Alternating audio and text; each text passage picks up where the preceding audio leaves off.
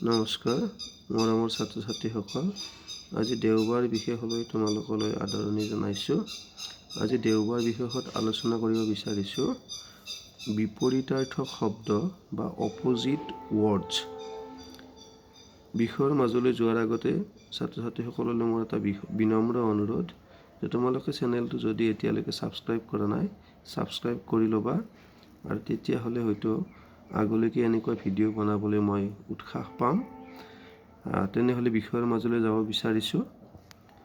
Opposite words: অভ্যাস, অনভ্যাস, অভাৱ, প্ৰচুৰ, উভৈনদী, অৰ্বাচীন, প্ৰাচীন, উক্ত, অনুক্ত, কপট, অকপট, কুটিল, সৰল, গাঁও, নগৰ, তৰুণ, বৃদ্ধ, তাপ, শীতল, তপত, চেঁচা, দিশ, বাণী, নিত্য, অনিত্য, প্ৰবৃত্তি, নিবৃত্তি, প্ৰকৃত, কাল্পনিক, প্ৰেৰণা, নিৰুৎসাহ, বিনীত, গৰ্বিত, মানুহ, পশু, সশ্ৰম, বিনাশ্ৰম, সদয়, নিৰ্দয়, ক্ষুদ্ৰ, বৃহৎ, ক্ষমা, প্ৰতিশোধ, ক্ষয়, বৃদ্ধি, অৰ্পণ, প্ৰত্যাৰ্পণ, কপটীয়া, উদাৰ, চঞ্চল, স্থিৰ, ধীৰ, ধৰুৱা, মহাজন, ফৰকাল, গোমা, ভৰ্ৎসনা, প্ৰশংসা, ৰত, বিৰত,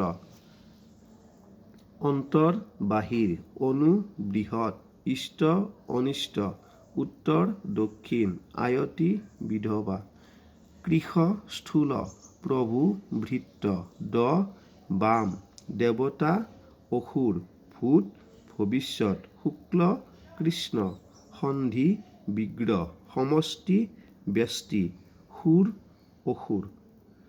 আজিলৈ ইমানেই আছিল। ধন্যবাদ।